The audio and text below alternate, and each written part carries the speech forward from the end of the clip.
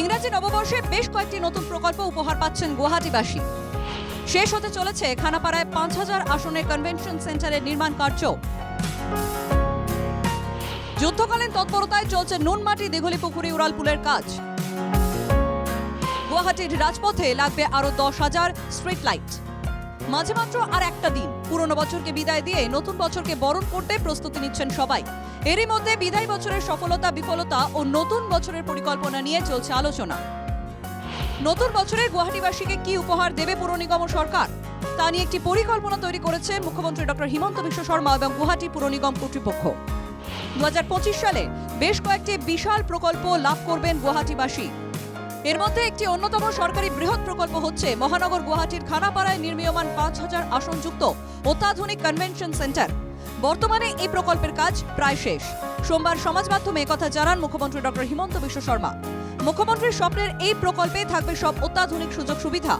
ভবিষ্যতে গুয়াহাটিতে বড় কোনো অনুষ্ঠান আয়োজন থাকবে না কোনো অসুবিধা। ২০২৫ সালের শেষ লগ্নে এই প্রকল্পের উদ্বোধন হতে পারে।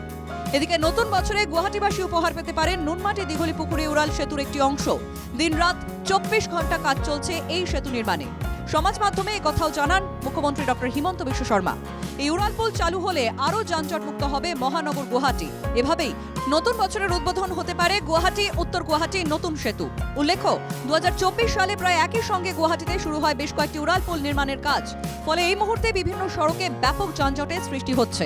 এই উড়ালপুল নির্মাণ কাজ সম্পন্ন হলে হাফ ছেড়ে বাঁচবেন গুয়াহাটিবাসী। এদিকে নতুন বর্ষে বেশ কয়েকটি প্রকল্প বাস্তবায়িত করতে পদক্ষেপ হাতে নিয়েছে গুয়াহাটি পুর নিগম। সোমবার সাংবাদিক সম্মেলন ডেকে নতুন বছরের বিভিন্ন প্রকল্পের কথা জানান মেয়র মৃগান শরণিয়া। ৬০টি ওয়ার্ডে নির্মাণ হবে ৩০০টি পাবলিক টয়লেট। প্রতিটি ওয়ার্ডে থাকবে কমপক্ষে ৫টি পাবলিক টয়লেট। প্রতি ওয়ার্ডে তৈরি হবে একটি করে প্রেক্ষাগৃহ। প্রতি ওয়ার্ডে ৫টি রাস্তার কাজ সংস্কার হবে।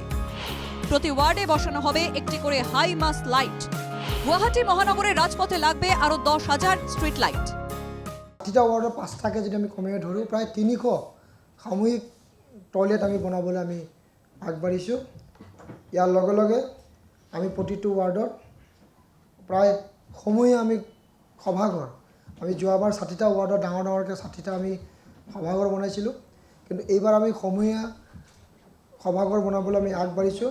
তেনেকৈ প্ৰতিটো ৱাৰ্ডত ৩টাৰ পৰা ৪টালৈ আমি বনালে প্ৰায় আমি ১০০টা আমি সমূহীয়া ঘৰ আমি বনাবলৈ আমি পাৰিম। প্ৰতিটো ৱাৰ্ডত আমি কমেও ৪-৫টাকৈ ৰাস্তা, প্ৰায় আমি ২০০টামান আমি ৰাস্তা ঘাট নিৰ্মাণ কৰাৰ ব্যৱস্থাখন আমি কৰিছোঁ। তো এই তিনিটা কাম মুখ্যতঃ আমি কৰিবলৈ আমি বিচাৰিছোঁ।